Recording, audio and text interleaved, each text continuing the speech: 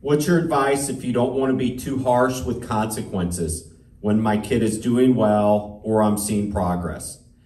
My advice is I would remove that word harsh. You know, a consequence is not designed to be, is not punitive, okay? We're not sending them to prison or whatever. You're not asserting control. You should already have the control, and it shouldn't be delivered in a punitive or controlling way. So my advice is if you want to have credibility with yourself, you need to do what you said you were going to do.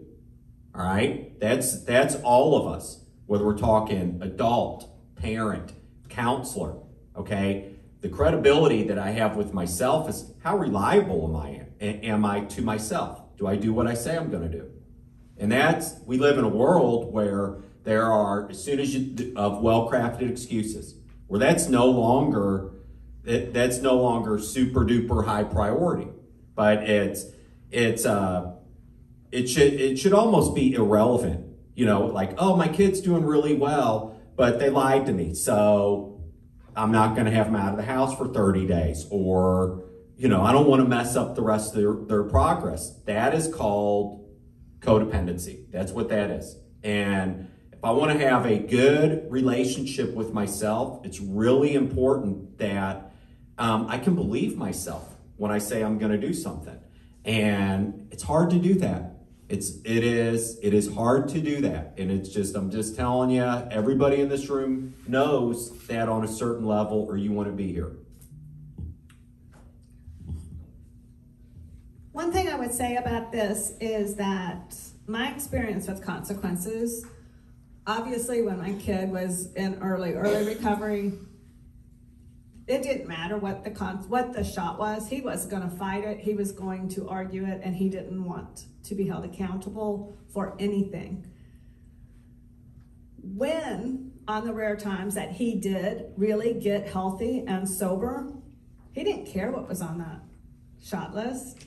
He was just grateful to be living in our home.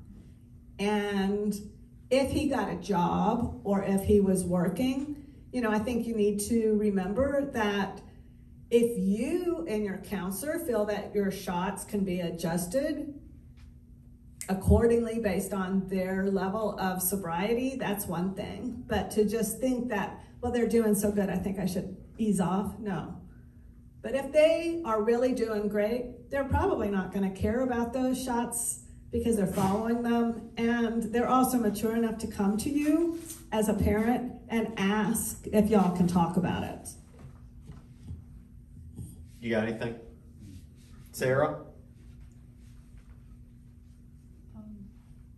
Do you have a microphone in front of you? So yeah.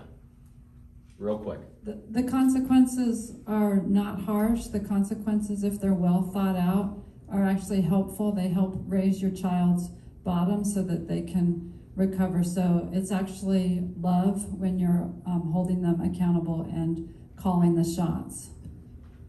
And you can't have a boundary without being consistent, okay? Like, you can have a lecture without being consistent. You know, I had a lot of those growing up. I had a lot of lectures and shamings and things like that, but you can't have a boundary without being consistent. And you don't have boundaries if you don't do what you say you're going to do.